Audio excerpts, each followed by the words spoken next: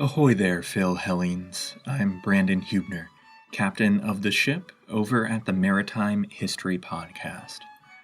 I'm very much looking forward to Ryan's take on Carthage and whatever else he has on the agenda for us today.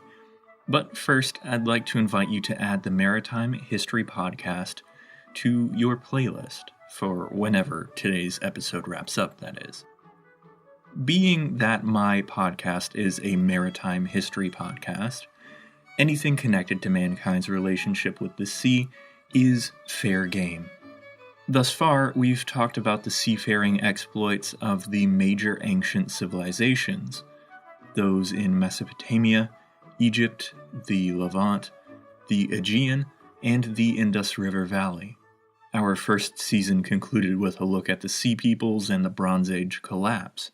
But in Season 2, we've followed the rise and growth of the Phoenicians, a people renowned for their maritime skills and ventures. We've also recently begun a maritime-centric look at the early Greeks and their colonization. So at the time this episode and my next few are going on air, my podcast and Ryan's History of Ancient Greece are almost hand in hand, you could say. Ryan and I were actually chatting recently, and we've found that we both share a similar affinity for the chance that podcasts lend us to present the nuance and detail of history, much more so than you'll be likely to find in many of the shallow generic histories that are presented in any of the other places in the modern media age that you can probably think of offhand.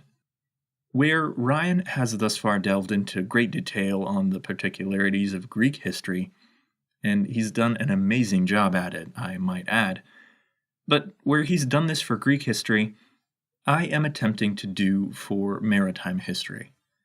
So, while we attempt to lay the necessary groundwork of world history on my podcast, we set aside a special focus on ships, ship iconography in ancient art, shipbuilding techniques, styles, methods, materials, what all of those can actually tell us about the people who constructed the ships. We, of course, also look at maritime religion, shipwrecks themselves, the archaeology that goes into researching shipwreck finds. An episode on the Khufu ship from Egypt was a particular favorite of mine so far, so maybe start with that one. As the naval age sets in for Greek history, where we are in our podcast timeline, we will start to look at naval history in all of its glory as well. All in all, maritime history is world history, or at least that's what I am trying to show on the Maritime History Podcast. So if any of that sounds interesting to you, you can learn more about our podcast at maritimehistorypodcast.com. Or just search for us on iTunes, Twitter, most other social media sites that you may be a part of. Thank you for the chance to present my humble podcast to all of you. Now back to your regularly scheduled programming, where you'll hear the next chapter in the history of ancient Greece from the one and only Ryan Stitt. Thanks, Ryan. Hello, and welcome back to the History of Ancient Greece. Episode 28, The Rise of Carthage. On the northern tip of Tunisia, sitting on the Mediterranean Sea and outside the modern city of Tunis, are the remains of one of the ancient world's superpowers. Surrounded by much larger empires, and with little land themselves, the Phoenicians of Carthage made a name for themselves by being pragmatic, open to new ideas, and endlessly innovative. These pioneers built an empire that dominated the Mediterranean world for over 600 years by developing some of the ancient world's most groundbreaking technology. Where we left them in episode 14, sometime in the mid-6th century BC, Carthage had begun to step forward to lead the Phoenician resistance against the Greek presence in the west. Well, now we are going to circle back and talk about Carthage's rise, and ultimately their conflict with the Western Greeks that would shape the 6th and 5th centuries BC in the Western Mediterranean. First, let's talk about where the Carthaginians came from. In order to do that, we will give a brief overview of the Phoenicians. We have already discussed them in various capacities, as they encountered the Greeks, But this episode will be primarily geared towards what set Carthage apart from the rest of the Phoenicians. So let's begin. During the late 9th, early 8th centuries BC, the Phoenicians from Tyre established numerous colonial cities along the central and western Mediterranean coasts in order to provide safe harbors for their merchant fleets, as they sought out natural resources to satisfy the demand for luxury trade goods for the succession of Near Eastern empires that ruled over them. But the Phoenicians were able to tap into previous trade networks that had already existed. They first arrived on the island of Sardinia and engaged in relations with the local Nuragic people, establishing the colony of Sant Imbenia, now modern Alghero, on the northwestern part of the island. It was a mixed venture, in which Nuragic and Phoenicians lived side by side and cooperated in commercial ventures. They became heavily involved in the trading network with the Etruscan kingdoms of central Italy, across the Tyrrhenian Sea, and shortly thereafter is when the joint Phoenician-Greek venture at Pithecusae, on the island of Ischia in the Bay of Naples, was established. Both trading posts had a diverse demographic that included indigenous people and a sizable number of Phoenicians. It is believed that Euboeans were also resident at St. Imbenia. The Euboeans and Phoenicians cooperated with one another because their commercial objectives were complementary, rather than competitive, and they worked with the natives. Indeed, one might argue that it was in these first colonial ventures in the central Mediterranean that one witnesses the growth of a middle ground, on which Phoenician, Greek, and indigenous populations interacted and cooperated. But the Tyrian colonists had a different strategy for colonizing than all other Mediterranean peoples. While the Greeks had been content to island hopping across the Adriatic, some Tyrian colonists went as far away from the Levant as possible.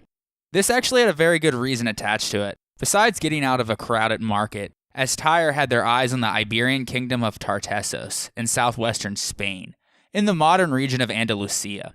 It was a key trading hub for metals from the interior, especially silver and iron, as well as tin from the mysterious land of Albion, which is the Greek name for Great Britain. Whereas the Greeks, for instance, when they arrived at a land that they wished to settle, they would war with the indigenous peoples and take a city over. But the Tyrian colonists set up shop next door to the natives and set up trading posts with the locals in order to obtain the metal ore and agricultural produce from the interior. However, these new Phoenician outposts were purely Phoenician ventures, not intermixing with the local population, as at St. Imbenia and Pithecusae. These settlements reflected typical Phoenician sites, being defensible from the land and accessible by the sea. After securing a lucrative metal trade route with Tartessus, the Phoenicians began to push westward, beyond the Pillars of Hercules, which is the ancient name for the Straits of Gibraltar, and from the Mediterranean into the Atlantic. Here, beyond the edge of the known world, the Phoenicians established the colonies of Lixus and Mogador, on the western coast of modern-day Morocco, and the city of Gades, modern Cadiz, on the southwestern coast of Spain. Chosen for its deep natural harbor and its location opposite the mouth of a river and on a long, narrow promontory, meaning it was surrounded on three sides by water, Gades would soon become the main transport hub for Phoenician trade in the western Mediterranean. The wealth of Gades came mostly from the vast amounts of silver ore found in the interior that could be shipped down the river. The colony's prosperity was reflected in both its rapid growth and the construction of elaborate public architecture. In fact, it was the only Phoenician urban center on Spain. The city's centerpiece, a temple to the Tyrian city god Melkart, supposedly held an olive tree made of solid gold that bared fruit made of emeralds. It was here that the Phoenician sacred rites were performed, oaths were sworn, and citizens were reminded of their connections to their Levantine homeland. The wealth of Gades almost permitted the Phoenicians to establish several additional colonies along the southern coast of Spain, some of which expanded their activities from trade into manufacturing, and also became agriculturally self-sufficient. In essence, Gades acted as the focal point for Tyrian interests on Spain. The favored route from Tyre to Gades took ships over the northern Mediterranean first to Cyprus, then to the southern coast of Asia Minor, Rhodes, Malta, Sicily, and Sardinia. The final leg of the journey went to the Balearic Islands, then the southern coast of Spain, and through the Pillars of Heracles to Gades. They returned by following along the coast of North Africa, to Egypt, and then the Levantine coast. It was no coincidence that many more Phoenician colonies sprang up in the central and western Mediterranean, along these vital trading arteries, like links in a giant chain.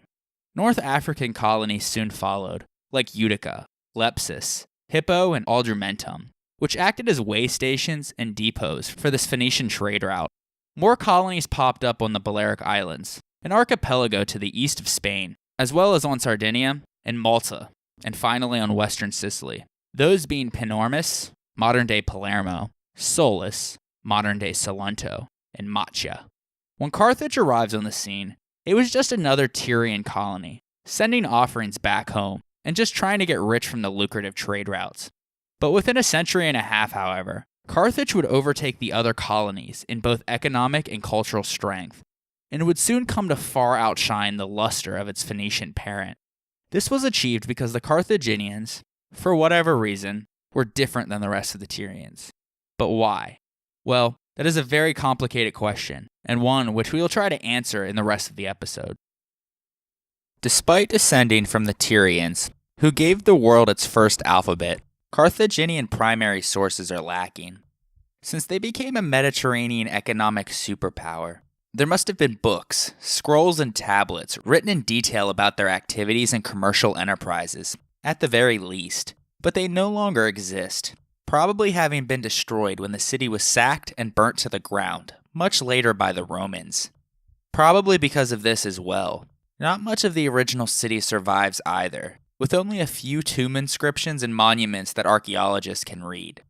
Thus, most of the info that we have on the Carthaginians comes down to us through the biased works of Greek and Roman authors, in which the Carthaginian people are often portrayed as untrustworthy, greedy, and deceitful expansionists. In fact, the Romans even had an expression, fides punica, or Punic trust, as a slur to describe treachery. Thus, we are left with a prejudiced history and have to sift through the bias in order to find enough kernels of truth to weave a coherent narrative. As with other great and powerful cities, the Phoenician colony of Carthaginost, or New City, better known as Carthage, had its own unique and extraordinary foundation myth. It probably contains at least some elements of truth, but we must keep in mind that it stems from a tangled web that runs through the mythologies and histories from the Greco-Roman tradition. The prejudice that the Greco-Roman historians imposed also makes the task even more difficult. In addition, for the earliest history of Carthage, they were relying on much older sources that we don't have any longer. The Roman author Virgil backdated the foundation of Carthage to the time of the Trojan War. He did this because in his Aeneid, which he wrote during the period of Augustus, he was trying to connect Rome to an illustrious mythical past by claiming Trojan ancestry for the Romans, and to foreshadow the future hostilities between the two nations. So with all of this bias and ulterior motives in mind, here is the foundation myth of Carthage. According to the legend, the story of Carthage began with the Tyrian king Matan, who passed away in 831 BC. Prior to his death, he had stipulated that his two children, Pygmalion and Alyssa, should rule jointly over Tyre. Alyssa was also known as Dido by the Greco-Roman sources. However, Pygmalion wished to rule by himself, so as soon as their father was laid to rest, with the backing of presumably a large faction of the Tyrian elites, he seized the throne and moved quickly to eliminate all rivals. He immediately set his sights on Dido's husband, a man named Acerbis, also called Zacarbaal, who was the high priest of the Tyrian city god Melkart, a deity often associated with the Greek Heracles. Acerbas also happened to be their uncle, and thus was of royal stock himself. So he had him killed because he was the one man who could challenge him, as he had both the authority and wealth comparable to the king. Dido, though, was spared, because she successfully convinced her brother that she bore him no ill will over his actions, and was not a threat to his rule. But in secret, she began plotting, along with the other Tyrian nobles who hadn't joined Matan, to flee the city. When the plan was finally executed, they all boarded the ship secretly at night and sailed away. She took along with her the substantial hoard of gold that belonged to her dead husband. This entire time, she had managed to conceal all of this from her brother. The party made first for Cyprus, where they were joined by the high priest of the goddess Astarte and the 80 sacred prostitutes that frequented her temple. They would serve as wives for the fleeing nobles, because, well, you need females to procreate, and thus keep the Phoenician line intact. After leaving Cyprus, their next stop was the Tyrian colony of Utica, a coastal city in modern Tunisia that was west of Libya and Egypt, along the North African coast. They were welcomed warmly there, but despite this, Dido and her party were determined to establish a colony of their own, and thus they entered into negotiations with a local Libyan king named Iarbas for the purpose of acquiring the land. Utica was on his property, and he graciously allowed the Uticans to exist in exchange for tribute. Even with all of the gold that Dido had with her that she could use to buy the land, Iarbas was weary of ceding too much territory to the newly arrived Phoenicians, and thus become outnumbered in his own land. So he agreed to sell them only as much land as could be covered by a single ox hide. So Dido agreed, and shrewdly they promptly cut a hide into very thin strips, and then used the strips to circumscribe a hill, known as the Bursa, which would serve as the heart of their new colony, Carthage, or the new city. Several years later, though, after Carthage had grown into a stable and prosperous colony, a bitter and jealous King Iarbas returned to threaten its destruction, unless Dido agreed to marry him. Either option meant that Carthage would be eliminated as a rival, as they would either be destroyed or become his own through marriage. But the pious Dido was torn between her love for her people and her fidelity to her dead husband. Before a decision could be made, she had a pyre built to make a sacrifice to Cerberus' spirit. But once the pyre was fully ablaze, Dido climbed atop it and stabbed herself with a sword. Apparently she was unwilling to cede to Iarbas' demands and thus forsake her husband. Despite, or perhaps because of her sacrifice, the Libyan king chose to spare Carthage, which then went on to grow and thrive over the succeeding centuries, and ultimately overtake the local Libyan tribes.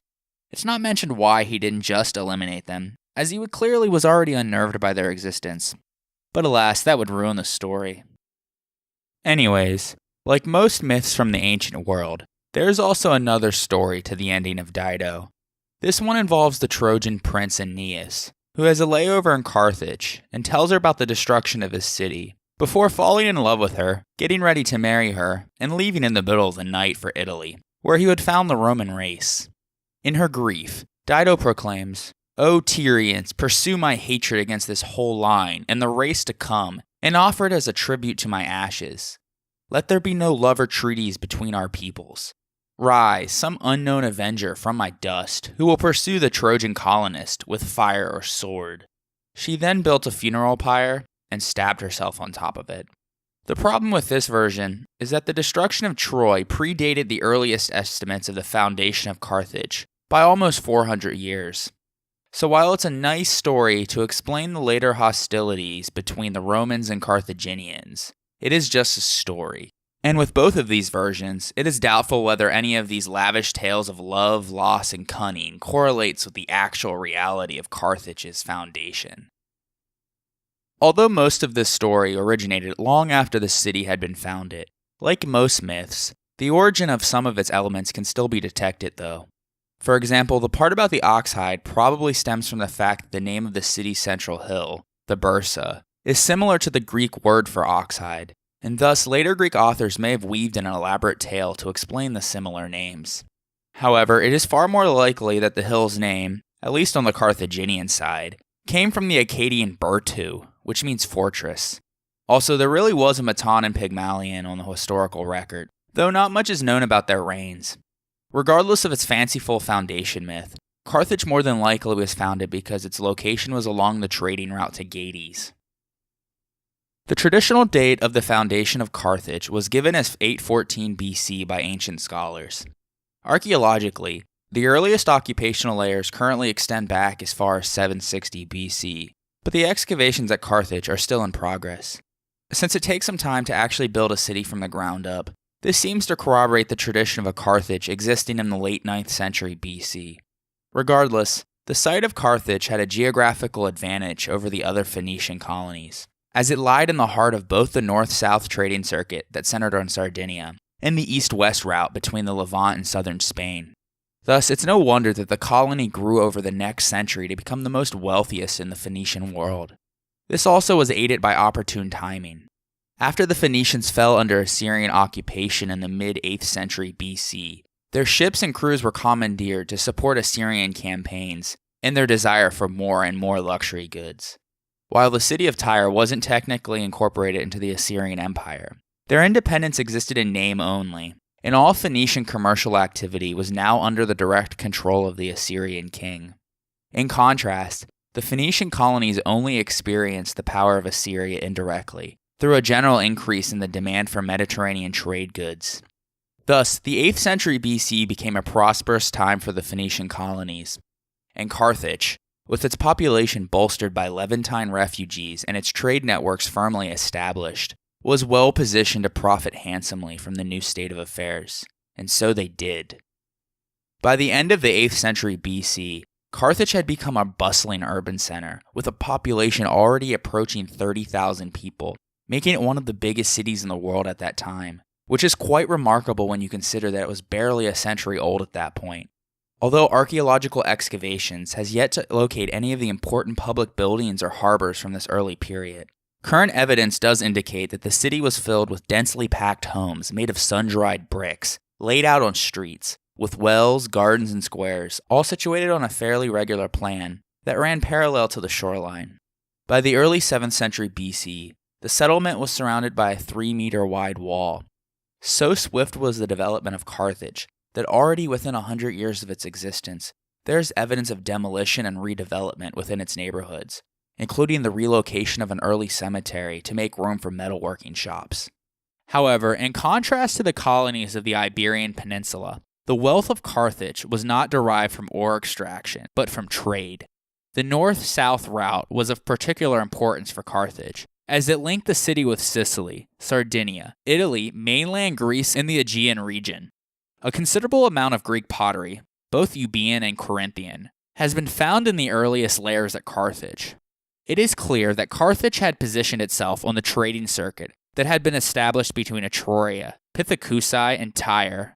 By the mid-7th century BC, Carthage had grown to become a major manufacturing center, as well as a regional trade hub, with an industrial area just outside the city's walls that featured potter's kilns, as well as workshops for purple dye production and metalworking. Luxury items, including terracotta figurines, masks, jewelry, and ivory figures, were also crafted for export to the other Phoenician colonies.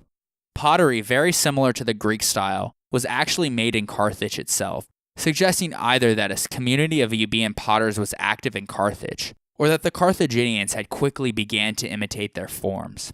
Thus, it appears that either from the very beginning, or quickly thereafter, Carthage became a cosmopolitan trading center and attracted settlers from a number of different ethnic constituencies, although it still carefully preserved its Tyrian heritage. Soon the city's architects and engineers had to find a way to house them all, a challenge that would lead to the most remarkable urban building boom in antiquity. There was something very important to the Carthaginian psyche about staying within the walls of Carthage, so the pressure to accommodate this was very strong.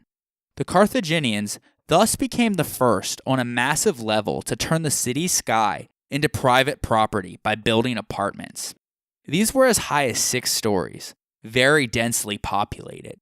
Luckily, they had a seemingly endless supply of limestone at El Hararia on Tunis Bay that was both easy to work with and quick to put up. Archaeologists speculate that they cut these blocks of stone by using the simplest of means, water and wood. After they chiseled a dotted line channel along the face of a rock, they'd stick a wooden wedge in there and then wet the wood.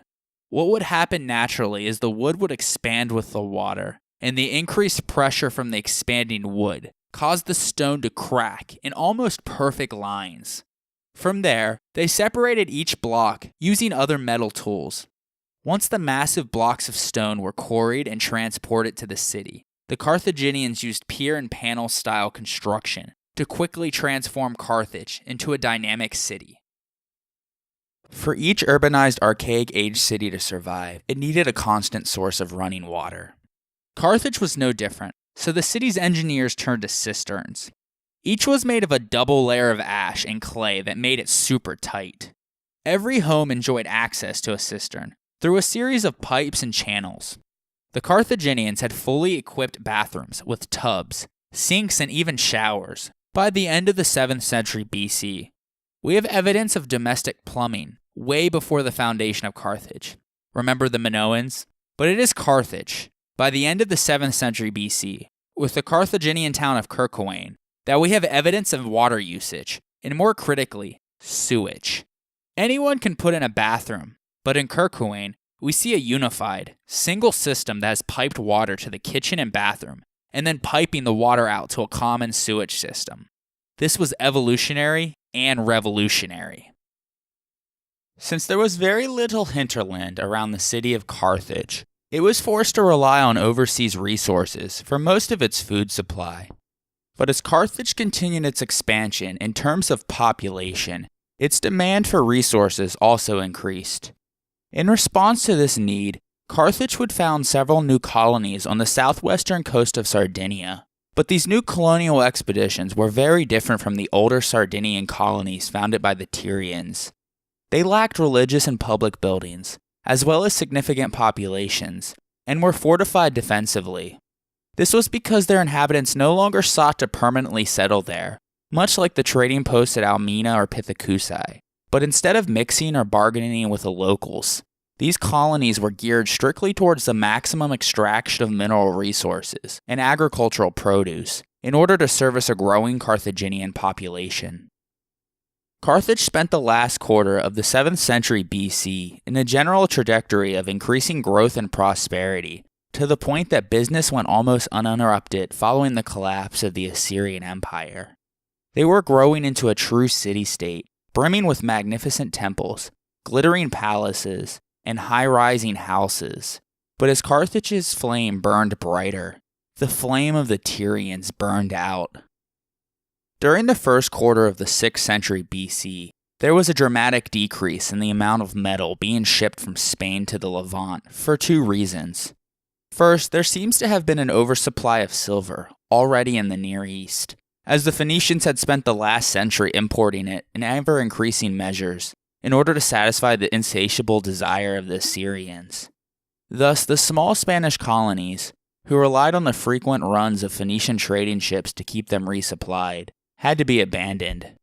Secondly, the situation was exacerbated by a prolonged siege of Tyre by the Babylonian king Nebuchadnezzar II, who quickly stepped in to fill the power vacuum in the Levant brought on by the collapse of the Assyrian Empire. We will discuss this in more detail in a future episode. Anyways, the siege lasted for over a decade and wreaked further havoc on Phoenician maritime trade before Tyre eventually fell. While the regional silver glut did a great deal of damage to the east-west trading circuit, which was primarily controlled by the Tyrians, it had little impact on the Carthaginians, whose commercial activity was keyed into the north-south trading circuit of the Tyrrhenian Sea.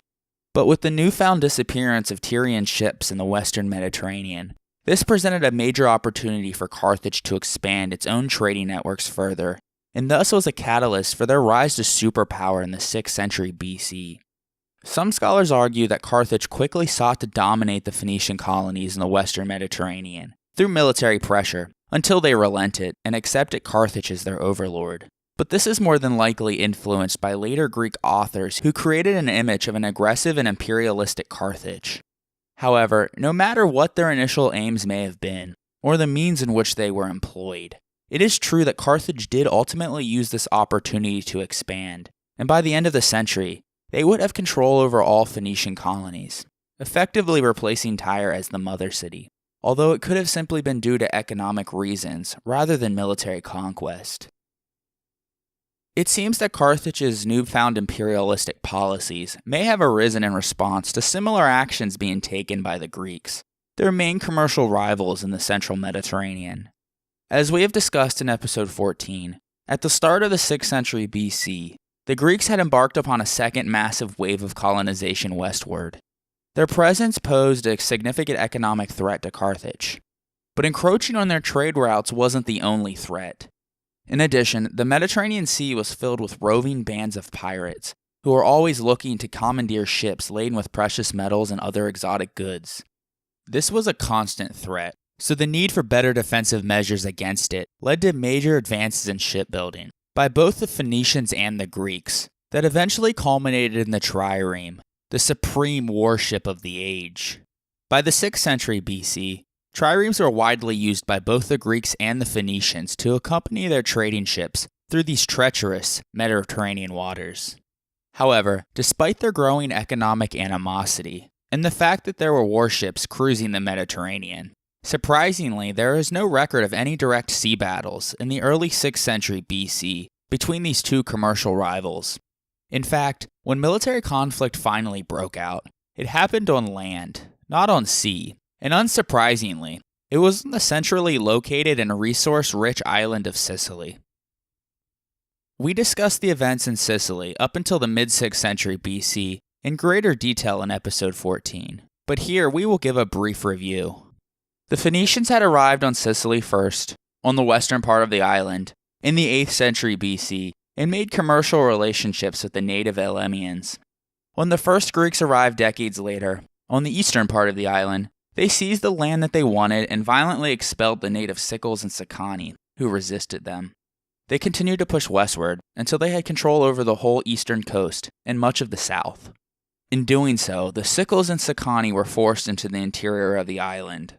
Thus, not surprisingly, this led the Elymians to ally themselves with the Carthaginians, who by the 7th century BC, as we have discussed, were becoming the dominant Phoenician colony in the central Mediterranean, and thus had the power to aid the Elymians, if they needed it. Content, for now, on their sides of the island, a quasi-stable situation resulted in which each side continued to prosper economically from this new status quo. It was only in the early 6th century BC that the Greeks started to eye the less populous Phoenician territories in the west and northwest. Eventually, in 580 BC, colonists from Cnidus on Rhodes attempted to establish a settlement on the northwestern Sicilian coast, opposite the major Phoenician island colony of Macha. An angry Carthage thus invoked their alliance with the Elymians, and a combined Carthaginian-Elymian military force engaged the Greeks and prohibited them from establishing a colony, driving them back into the sea. In the battle's aftermath, Macha was fortified with defensive walls and watchtowers. But by this time, the Carthaginians were not the only ones who were a bit worrisome about continued Greek expansion westward, as the Etruscans began to take notice too. It was all fun and good at first, because hey, they were getting rich, but now the Greeks were becoming too aggressive and cutting into their piece of the pie. So this led the Carthaginians and Etruscans into a regional trade alliance.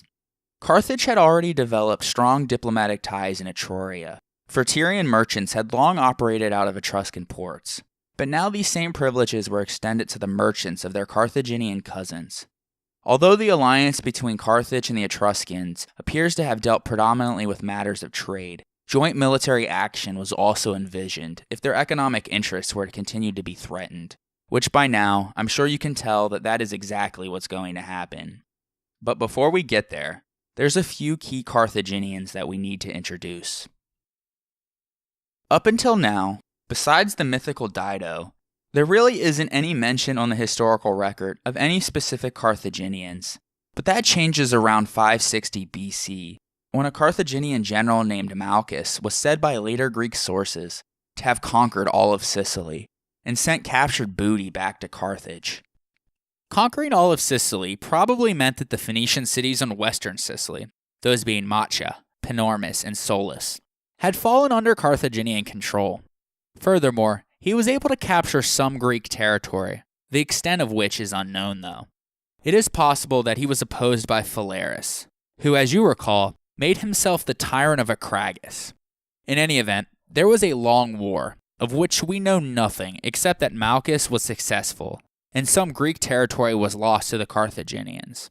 However, Malchus tried to do the same on Sardinia, but was heavily defeated in the process.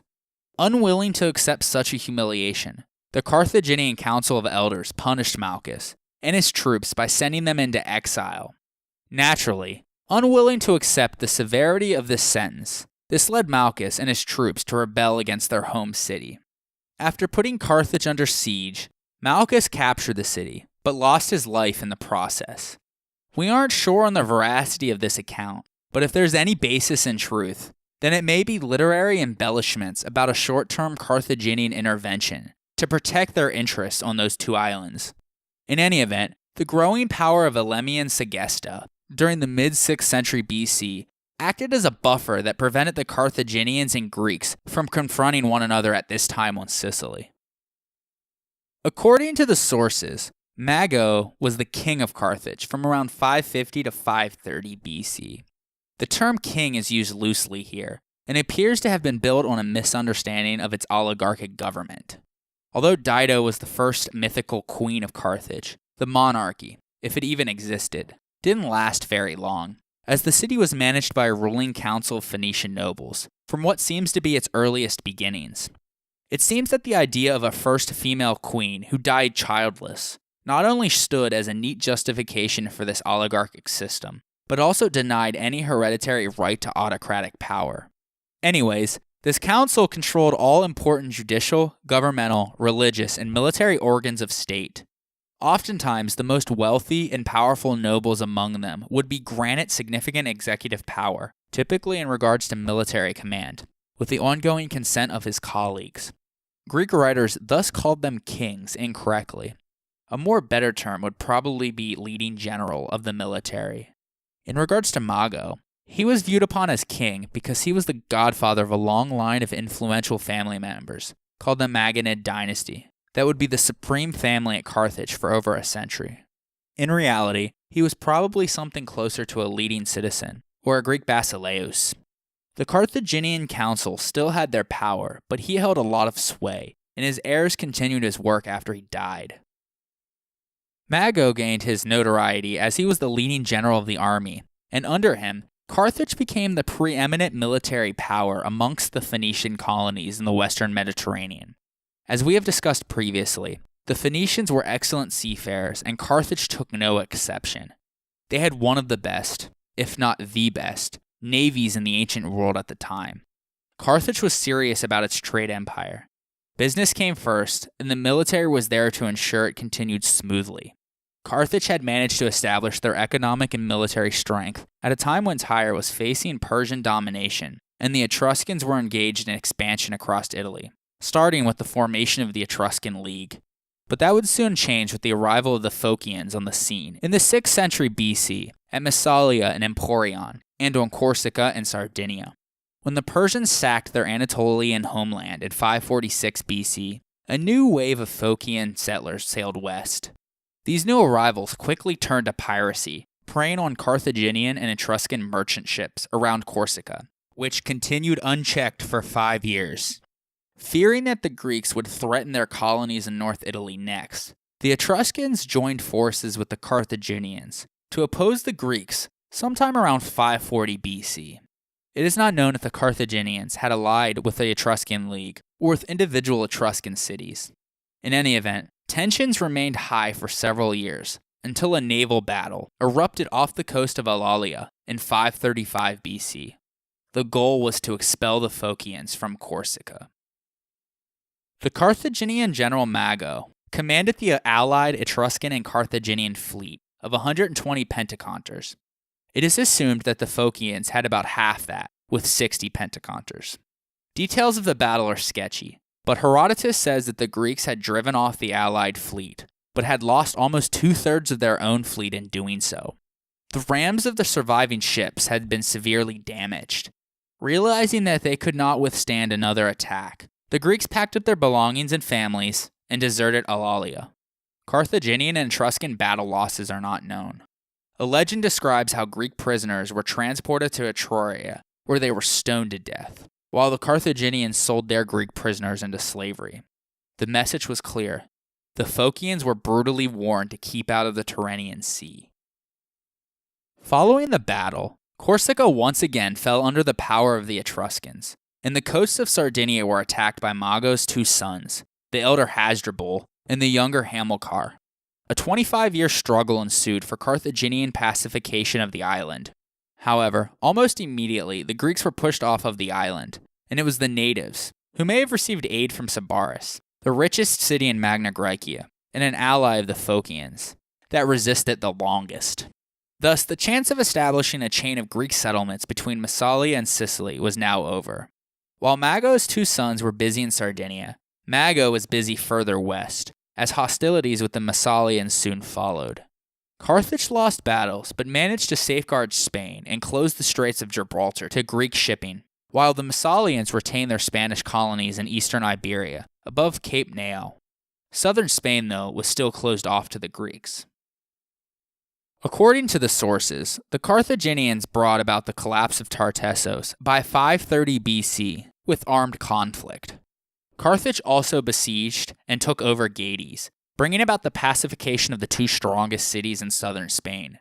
However, the collapse of these two may have had nothing at all to do with a Carthaginian invasion, as suggested by the sources, and everything to do with internal feuding and the collapse of the Levantine metal trade, which was the main source of wealth for the Iberian elite. Even if a Carthaginian military invasion did take place, it would have been temporary in nature, because there is no archaeological evidence to suggest a prolonged Carthaginian occupation of southwestern Spain at this point. Most of their efforts appear to have been directed towards the reorganization and expansion of existing Phoenician settlements on the southeastern coast of Spain and the Balearic Islands. While the Carthaginians were busy fighting in Sardinia and Spain, the Persians had taken over Cyrene by this time. More on that in a future episode. Luckily for the Carthaginians, they were spared from further Persian incursions westward because the Phoenicians refused to lend ships to Cambyses in 525 BC for an African expedition against their kinfolk. If the Persians had pressed westward, who knows what may have happened? Could the Carthaginian army have kept the Persians at bay while simultaneously fighting the Greeks? It's a big what-if in history. Anyways, we will talk about the Persians in much more detail in a future episode. When Mago died, he was succeeded by his elder son, Hasdrubal, who ruled from around 530 to 510 BC. Hasdrubal was elected as quote-unquote king 11 times, and was granted a triumph 4 times, making him the only Carthaginian to receive this honor, as there is no record of anyone else being honored to that extent for Carthage. Under him, the Carthaginians succeeded in capturing the southern half of Sardinia, forcing several local tribes to flee to the mountainous interior. Archaeological excavations confirm the mid-6th century BC as a time of extreme conflict on the island, with several Carthaginian and Neragic settlements bearing signs of destruction. The Carthaginians under Hasdrubal were also advancing in another direction, into the African interior. Whether through military conquest or diplomatic deals struck with local Libyan chieftains, Carthage slowly expanded its control over the fertile Majerda Valley in modern Algeria and the Cape Bon Peninsula in modern Tunisia, through the construction of a number of forts and settlements. They did this because although they were strengthening their overseas trading networks during this period, the Carthaginians wanted to gradually move away from their heavy reliance on overseas imports of food. Aside from providing additional agricultural produce, the new African holdings also provided land for the construction of large villas for the wealthy Carthaginian elite. By the end of the 6th century BC, Carthage had conquered most of the old Phoenician colonies, subjected some of the Libyan tribes, and had taken control of parts of the North African coast from modern-day Morocco to the borders of Cyrene. It was also fighting wars to defend its Punic colonies and building up a commercial empire. However, only the details of its struggle against the Sicilian Greeks have survived in detail, which has led to the traditional impression that Carthage was obsessed with subjugating Sicily, which is not true.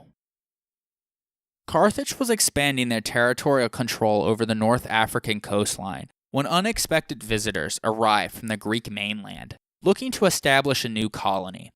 As we discussed in episode 22, Cleomenes was chosen as the next Agiad king, which angered his slightly younger half-brother Darius.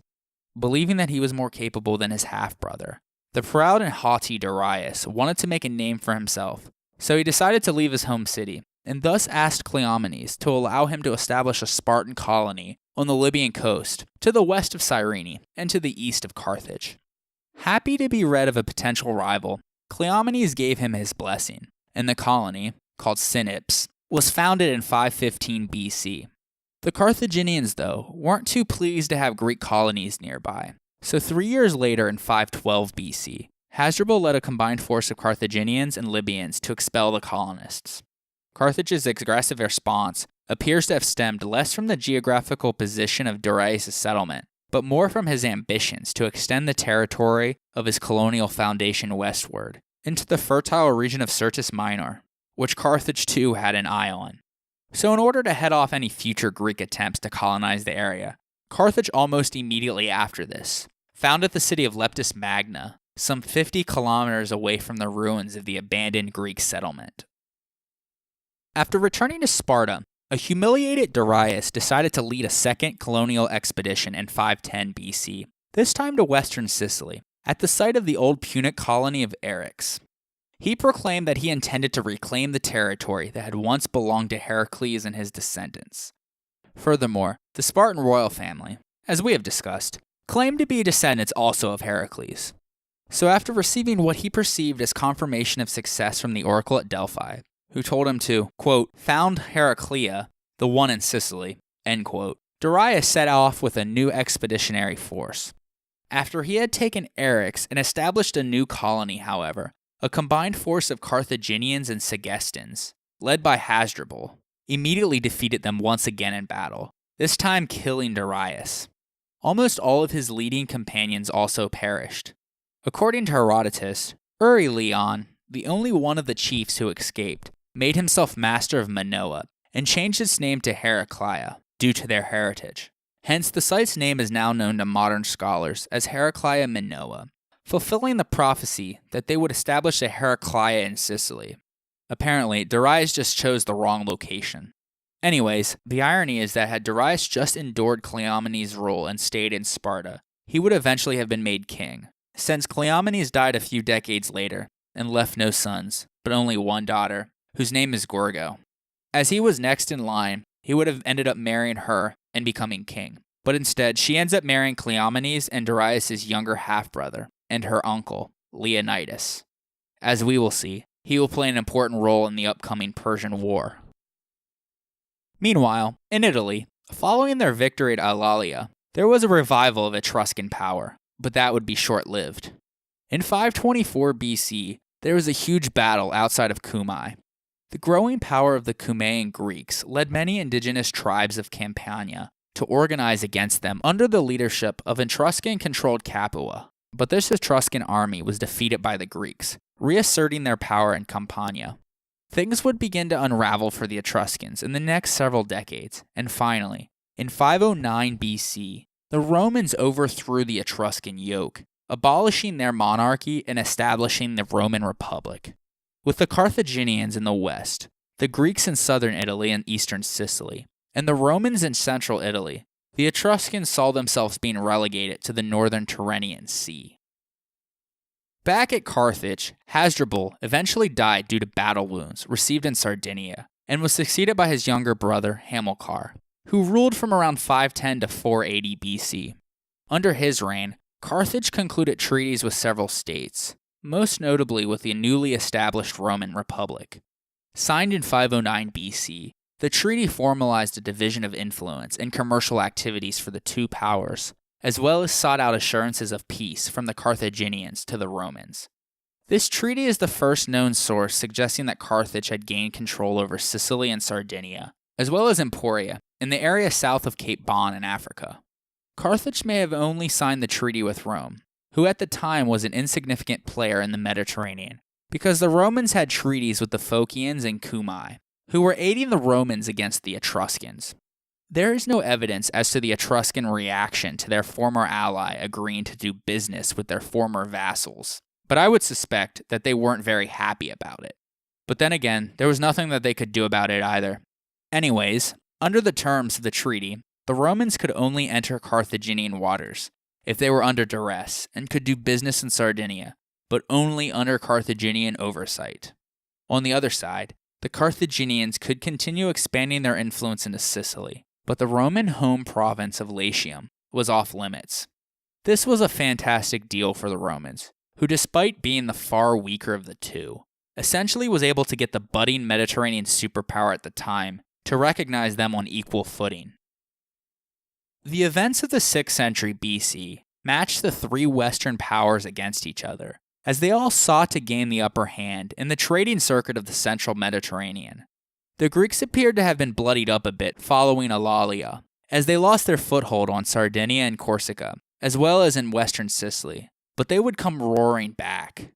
This time, though, it wasn't the Massalians that led the charge, but the Sicilian and Italian Greeks, as a coalition of Magna Graecians teamed up and sent out 2 punches, one aimed at a surging Carthage, and another at a weakened Etruria.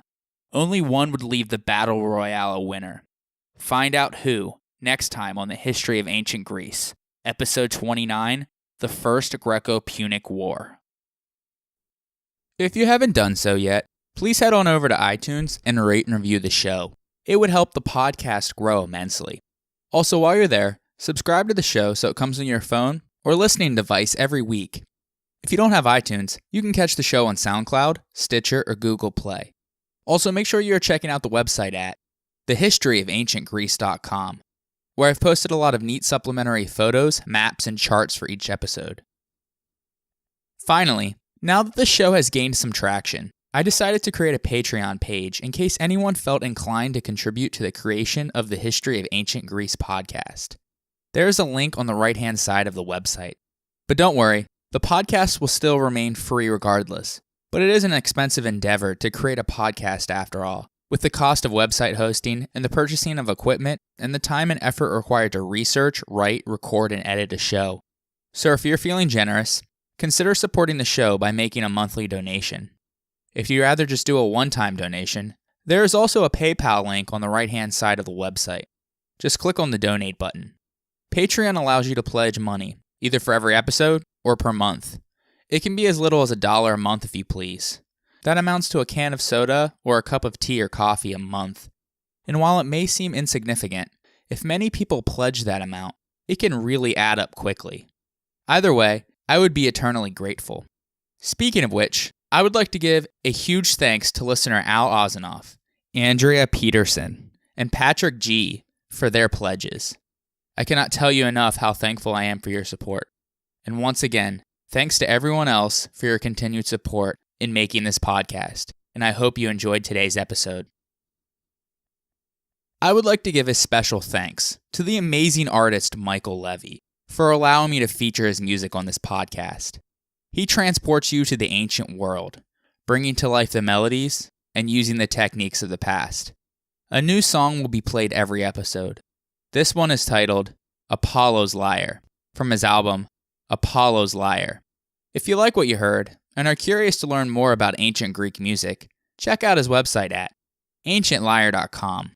His albums are available in every major digital music store, including iTunes, Amazon, and Spotify.